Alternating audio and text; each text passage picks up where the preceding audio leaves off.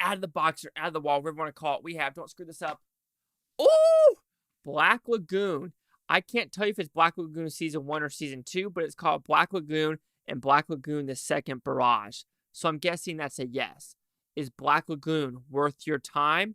Because like I said, I'm not the biggest anime person, but when it says a big hit, sexy heroine, loads of coarse language and graphic violence, great visuals, and kicking ass musical score, and it says violence, swearing, bravado, and gunplay, how can you go wrong with Black Lagoon?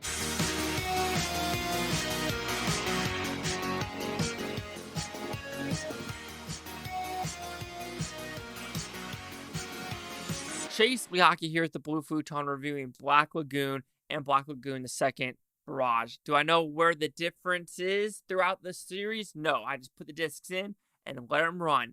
So, what is this show about? Pretty simple premise. You have a bunch of hitmen that are on this island. It's just a depraved island, kind of like off the coast of Japan, Taiwan, and China, that part, and just a depravity there. You have the cartels, you have the mafia, you have the U.S. government, you have the Yakuza, you have any type of crime boss there, and if you have enough money,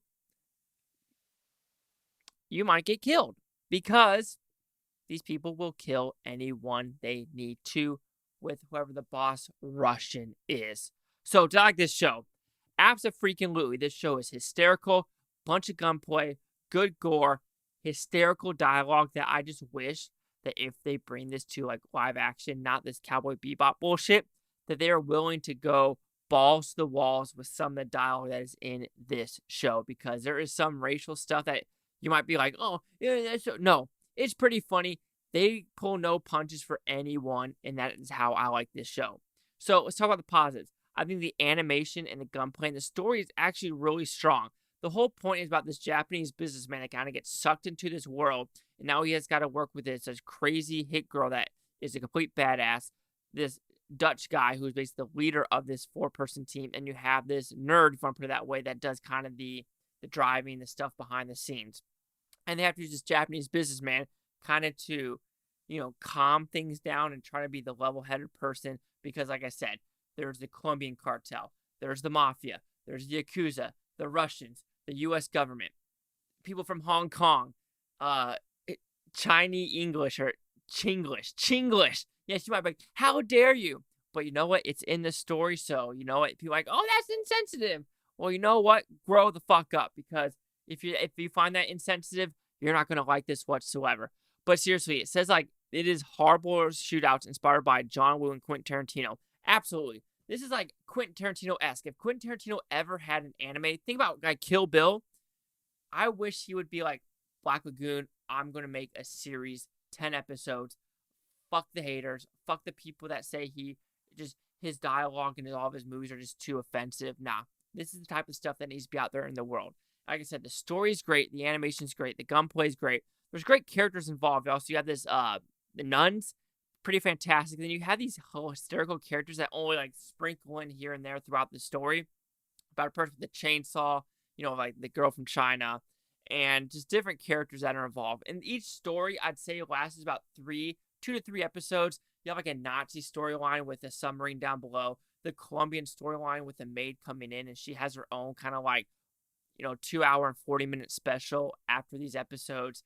Then you also have like this Yakuza storyline, the Russian storyline, and it all, funnels in nicely into this one. I think the Nazi storyline was probably the most interesting overall, but then you bring in these good characters about these like fucked up kids that are just like, okay, that's some fucked up shit. Like, this goes into some fucked up territory, which it really sucks the viewers in, because when they add these different storylines, but then keep the overarching one, it's truly, truly a spectacular experience for all 20-something episodes. If I had to give some negatives, you can say some of the episodes do drag out, and you kind of know, like, why are they going this route, but that's just very minuscule for what this anime does. I'm not the biggest anime person, so you might be like, oh, that's not really a good anime. Try this one. I don't care, because, like I said, I'm new to this field of cinema, if you want to put it that way. Cinema or animation, and, Black Lagoon filled that void for sure. Guts, blood, gunplay, hysterical dialogue, hysterical situations, and just badassery 101.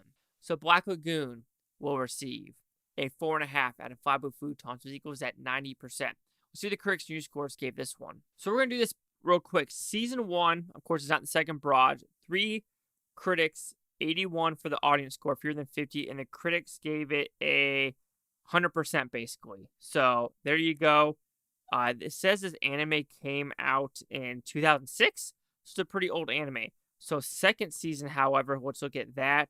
And then we got a 1 critic, 80% for the audience, fewer than 50, and the 1 critic gave it a 100 or positive. So think of this as 100%, my 90, and if I'm comparing season 1 and season 2, that puts us at 80.5. So 100, 90, 80.5. Chase out with the Blue Futon. Like, comment, subscribe. One more thing, Futon Topia, Blue Futon. Thank you for watching. Have a great day. And I don't care if you're watching this today, tomorrow, a week from now, a month from now, a year from now. I love every single freaking one of you.